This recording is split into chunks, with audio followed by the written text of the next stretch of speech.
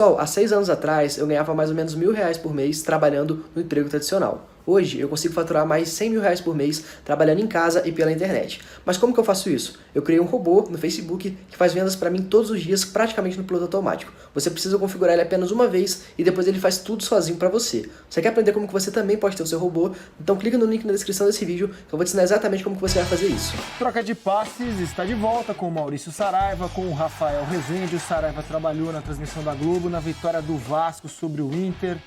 Qual a sua análise desse jogo, Saraiva? Se tivesse empatado o jogo, não seria criminoso nem injusto. Tanto que trabalhou o Fernando Miguel nas correções que fez o Colbachini, tem que botar o L assim para a gente não errar Cobal, né? Colbachini, treinador interino do Inter, que quando mexe no segundo tempo, colocando no lugar do Nico Lopes o Sarrafiori, o Inter melhora, verticaliza seu jogo e poderia naturalmente ter empatado, tanto é que o Fernando Miguel foi eleito o melhor jogador em campo.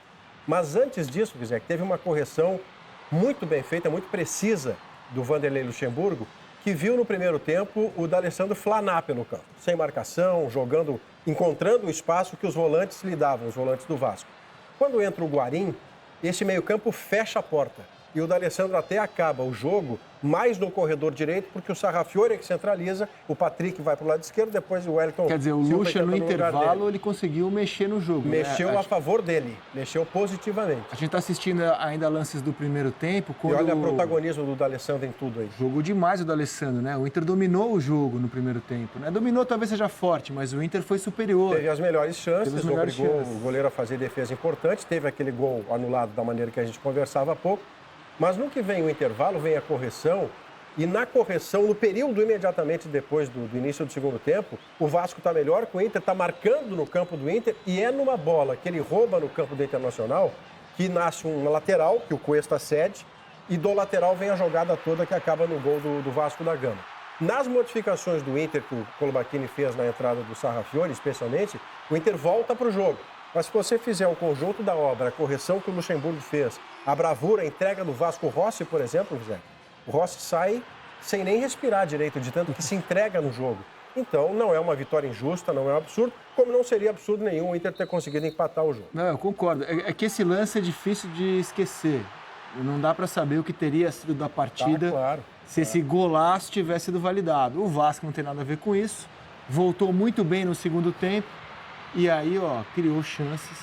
Ribamar perdeu essa oportunidade muito clara. Ainda no primeiro tempo. Muito clara. O último lance do primeiro tempo. Muito clara. E o Vasco volta no segundo tempo muito mais perigoso. O Vasco tem um desenho, né, de time que encaixa com esses jogos onde o adversário vai ter que sair para o jogo. E saindo na frente no placar, então, é mais confortável ainda. O Vasco não é uma equipe de muita troca de passes, não é uma equipe de construção elaborada, é um time de muita velocidade na frente. E as escolhas do Luxemburgo passam por isso, com Marrone, Ribamar, o Rossi, o Thales Magno, quando estava à disposição. Todos jogadores sempre de velocidade, de definição rápida. Contra o Inter que, dentro da temporada, pelo que foi o trabalho anterior, o Colbachini, obviamente, não modifica tanto o quadro. Tem até algumas... Foi o terceiro jogo. Tem até algumas escolhas, como o Zeca atacando mais por dentro, jogando como lateral esquerdo, enfim. A tentativa de elaborar um pouco mais com a bola. Tanto que o Inter trocou um bom número de passes, criou oportunidades, mas ainda não é uma equipe confiável para construir oportunidades a partir de futebol com a bola no chão. E para o Vasco isso é muito confortável, ainda mais tendo travado o D'Alessandro, depois do primeiro tempo, onde esse foi isso não aconteceu. Principal do Luxemburgo, né? E o Inter está vivendo a aventura que criou para si mesmo, né, Rafael? O Inter demite o Odair sem saber o que fazer depois da demissão. Aí tenta 2 técnicos empregados, o Thiago e o Roger, ouviu um não, que era óbvio, vai tentar um terceiro técnico empregado, que é o Kudê, no Racing, toma outro não para o momento, pode ser que venha em janeiro, e a partir daí a aventura vai indo, porque o Colbachini sequer estava confirmado para além desta rodada. Ele estava confirmado para o jogo do meio da semana que ele ganhou e o jogo de hoje. Depois ninguém sabia o que ia acontecer. Isso é muita aventura, né? Eu acho até que você usou um termo educado. Foi uma decisão aloprada do clube, né?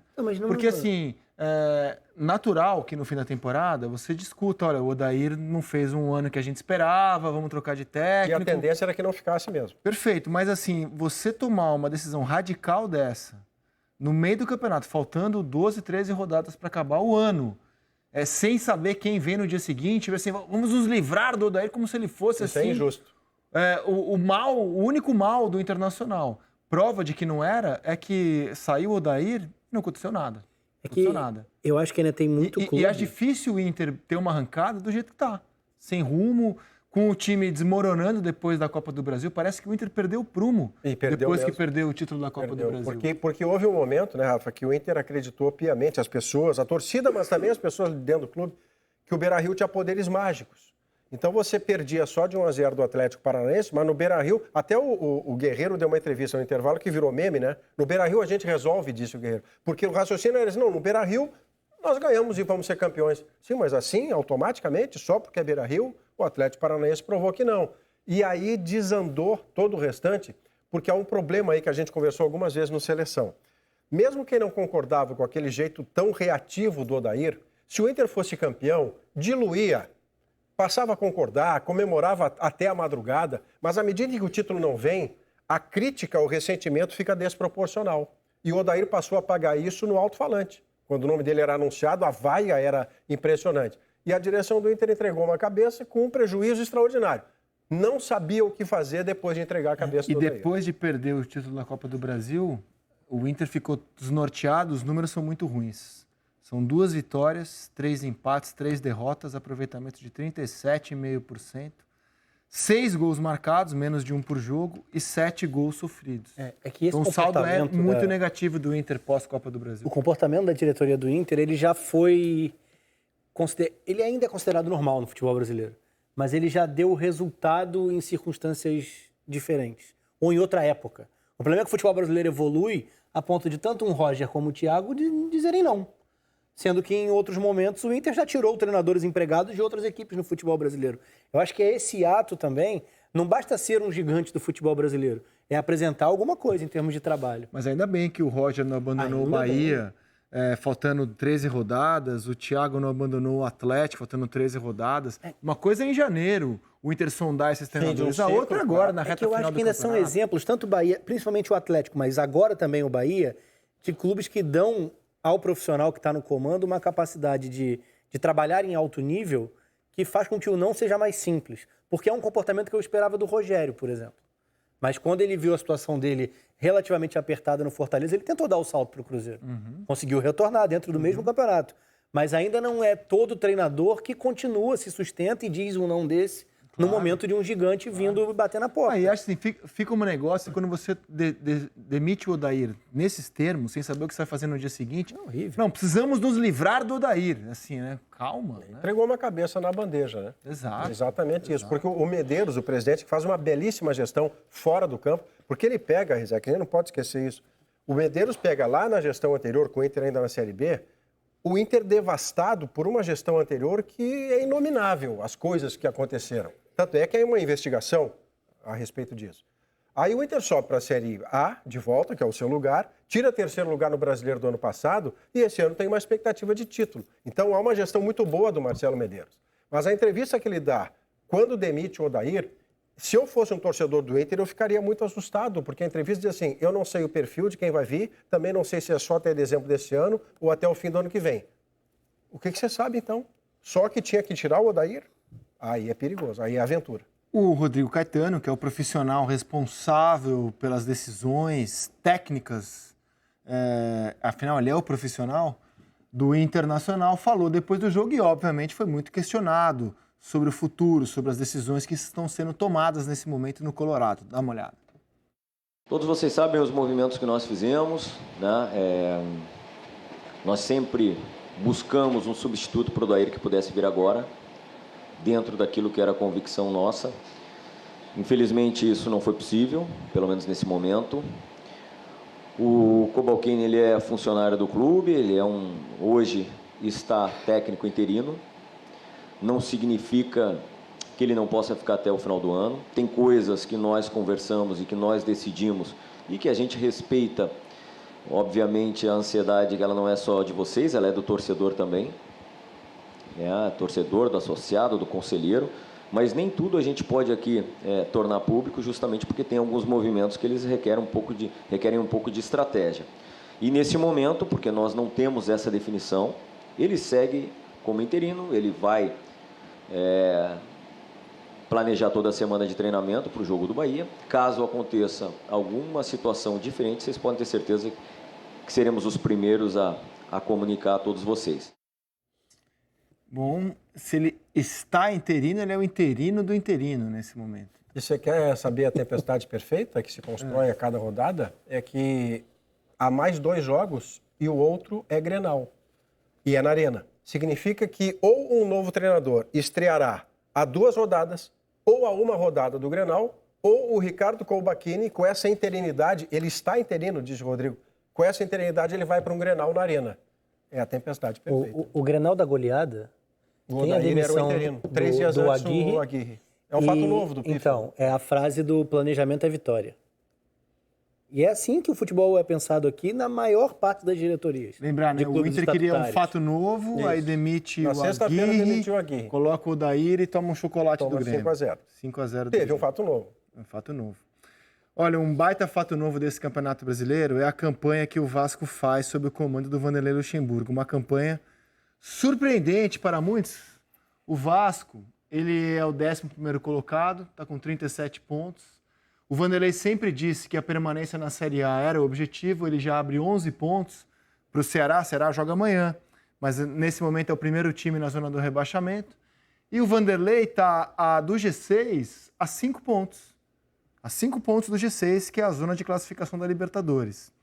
E ele deu uma resposta interessante quando foi perguntado pela enésima vez se era um renascimento na carreira dele. O Vanderlei, que ganhou o Campeonato Brasileiro por Cruzeiro, por Palmeiras, por Santos, por Corinthians, foi perguntado se era um renascimento na carreira. Respondeu assim.